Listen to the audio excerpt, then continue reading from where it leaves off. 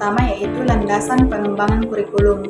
Kurikulum bagi suatu lembaga pendidikan tidak bisa statis karena prinsip pengembangan kurikulum harus net on marketly atau menjadi kebutuhan sesuai segmen pasar yang berlaku dalam dimensi waktu itu.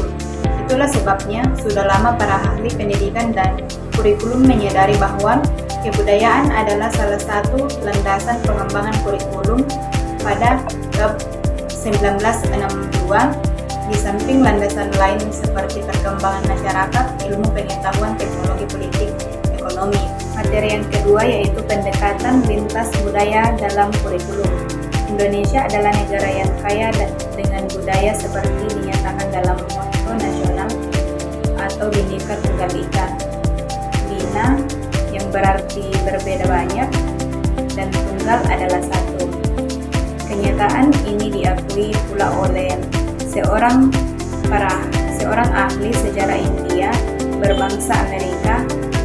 Materi yang ketiga itu kurikulum multikultural masa mendatang.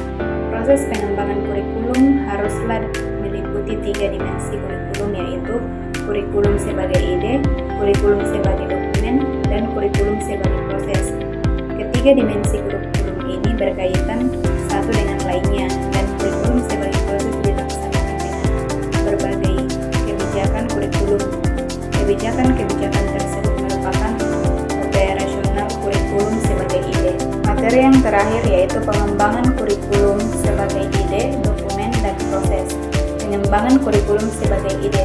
Pengembangan kurikulum sebagai ide adalah langkah awal dan langkah yang sangat menentukan karakteristik kurikulum di masa mendatang.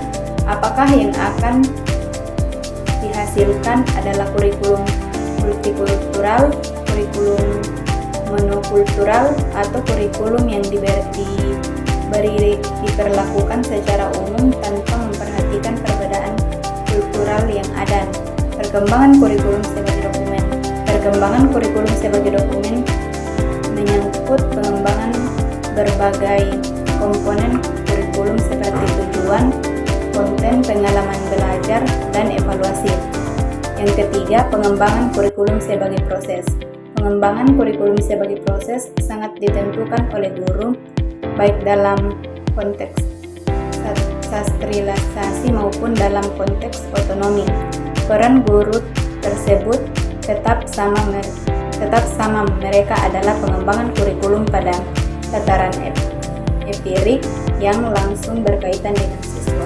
Adapun kesimpulan dari materi yang telah kita bahas yaitu kurikulum yang menggunakan pendekatan pengembangan multikultural haruslah didasarkan pada prinsip keberagaman budaya menjadi dasar dalam menentukan filsafat, teori, mental, dan hubungan sekolah dengan lingkungan sosial budaya setempat.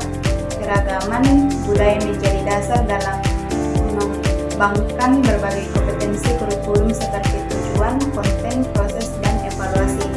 Budaya di lingkungan unit pendidikan adalah sumber belajar dan objek studi yang harus dijadikan sebagai dari kegiatan belajar siswa.